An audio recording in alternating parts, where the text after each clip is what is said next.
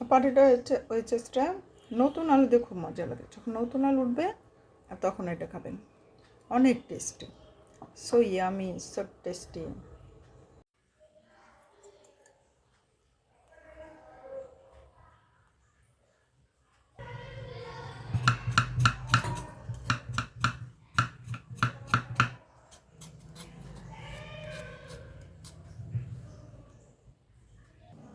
Potato ওয়েস্টটা এইভাবে ছিলে নিয়েছি।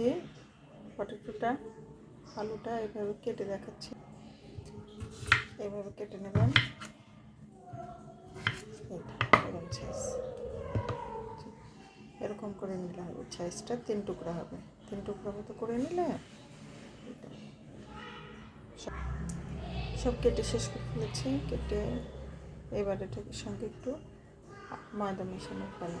এটার সঙ্গে দিয়ে নিচ্ছি একটু জিরা গুঁড়া, একটু মরিচ গুঁড়া। লবণ দেবো না, লবণটা শেষে দিতে হবে, না হলে নরম হয়ে যাবে ভাজার পর। হয়ে গেল, মাখিয়ে নিচ্ছি। এবার একটু ময়দা মিশিয়ে নিচ্ছি মুচমুচে হওয়ার জন্য, হালকা করে।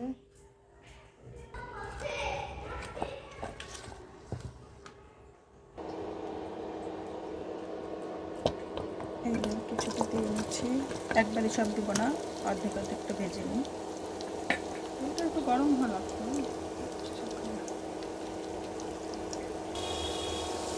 কিছুক্ষণ ভাজার পর এবার একটু উল্টিয়ে নিচ্ছি, উল্টে পাল্টে দিয়ে ভেজে নিই।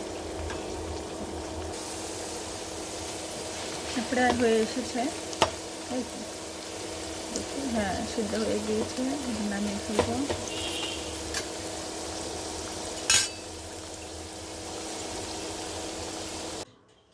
শেষ আমাদের পটেটো হয়েছে। এখন একটু মশলা মাখাবো, গুঁড়ো মশলা, যেটা আমি করে নিয়েছি।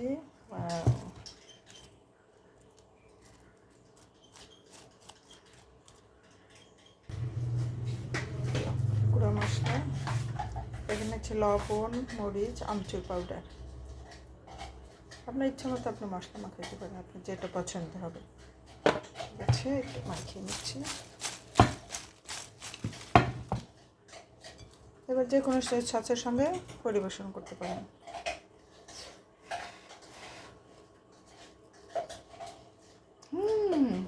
It's so yummy.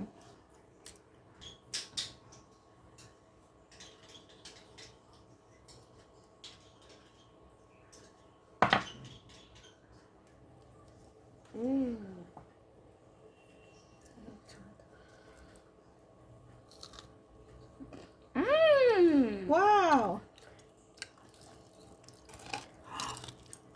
মজা। So yummy. So tasty. Double thumbs up.